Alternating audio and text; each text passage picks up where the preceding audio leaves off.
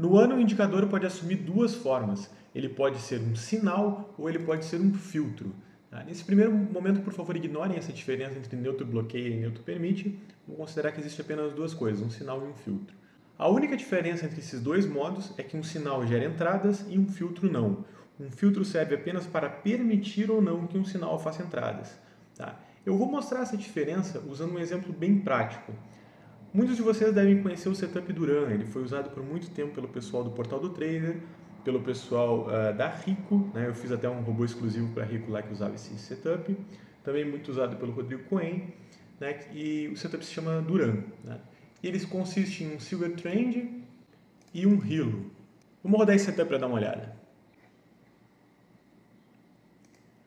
Aqui ele fez uma compra, porque o Silver Trend indicou compra com essa bolinha verde, e o Hilo também, né? Porque ele está azul. Vamos seguir, essa entrada está ok.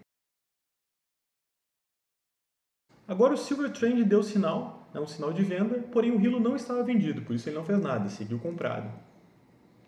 E agora o Hilo virou, e por isso ele fez uma entrada, ok? Porque agora os dois indicadores concordam.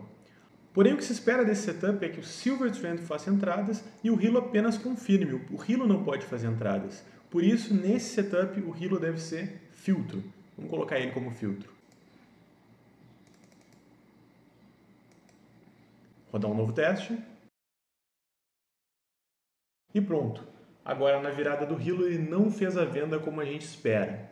Se a gente olhar o log do robô, ele vai dizer não houve sinal, filtros não geram entradas, que é o que exatamente o que a gente esperava.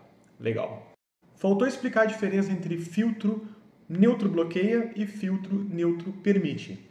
Mas para isso a gente precisa trocar o nosso filtro, tá? Isso porque o Hilo só tem dois estados. Ele pode ou estar comprado ou estar vendido. Ele nunca vai estar comprado e vendido ao mesmo tempo, nunca vai estar neutro, né? nem comprado nem vendido.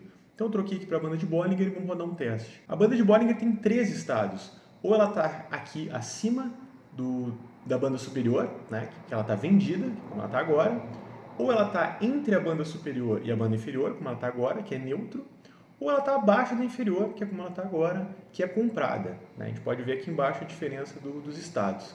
Quando está cinza, significa que ela está neutra. Tá? Por que ele não está fazendo as operações aqui? Porque todos os sinais do Silver Trend foram contrários à banda ou foram com a banda neutra. Mas a gente pode mudar isso, a gente pode dizer assim, olha, quando estiver abaixo aqui da inferior, eu quero aceitar compras, acima somente vendas, mas entre uma e outra eu quero aceitar tanto compra e venda, né? Diferente do estado atual, que é nem compra nem venda. Então vamos trocar aqui o filtro, vamos trocar de neutro bloqueia para neutro permite e rodar um novo teste. E agora finalmente a gente tem tudo como a gente desejava. Acima da linha superior, da banda superior, a banda de Bollinger está indicando venda. Abaixo, compra e no meio, tanto compra quanto venda. Tá? Ela está com os dois estados ao mesmo tempo, como a gente pode ver aqui embaixo. Tá? Metade da barra azul, metade da barra vermelha, indicando que ela está indicando as duas coisas. E por isso o Silver Trend é capaz de fazer operações no meio da banda. Tá? Então esse era o assunto desse vídeo, mais informações no próximo. Até mais!